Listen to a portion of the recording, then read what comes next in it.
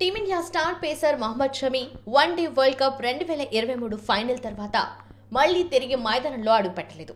కాలిమడమ గాయం కారణంగా దక్షిణాఫ్రికా పర్యటనకు ఇంగ్లాండ్తో టెస్ట్ సిరీస్కు షమి దూరమయ్యాడు. ఈ క్రమంలో షమి తన మడమ గాయానికి సర్జరీ చేయించుకున్నాడు. సోమవారం సాయంత్రం లండన్లో ఈ శస్త్రచికిత్స జరిగింది. ఈ విషయాన్ని షమి సోషల్ మీడియా వేదికగా వెల్లడించారు. మడమ ఆపరేషన్ విజయవంతంగా జరిగింది. కోలుకోవడానికి కొంత సమయం పడుతుంది. నా కాళ్లపై నేను నడిచి మళ్లీ తిరిగి మైదానంలో అడుగుపెట్టేందుకు ఎదురు చూస్తుంటాను అంటూ ఎక్స్ వేదికగా షమి అప్డేట్ ఇచ్చారు. ఆసుపత్రి బెడ్ పై ఉన్న ఫోటోలను షేర్ చేశాడు. ఈ నేపథ్యంలో ఐపీఎల్ 2024కు షమి దూరం కానున్నాడు. ఐపీఎల్లో గుజరాత్ టైటన్స్ కు షమి ప్రాతినిధ్యం వహిస్తున్న సంగతి తెలిసిందే. కాగా వన్డే వరల్డ్ కప్ లో షమి అద్భుతమైన ప్రదర్శన కనబరిచారు.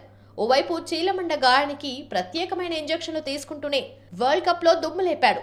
మొత్తంగా 24 వికెట్లు పడగొట్టి టోనీ లీడింగ్ వికెట్ టేకర్ గా షమి నిలిచాడు. షమి మళ్లీ T20 వరల్డ్ కప్ 2024 సమయానికి అందుబాటులోకి వచ్చే ఛాన్స్ ఉంది.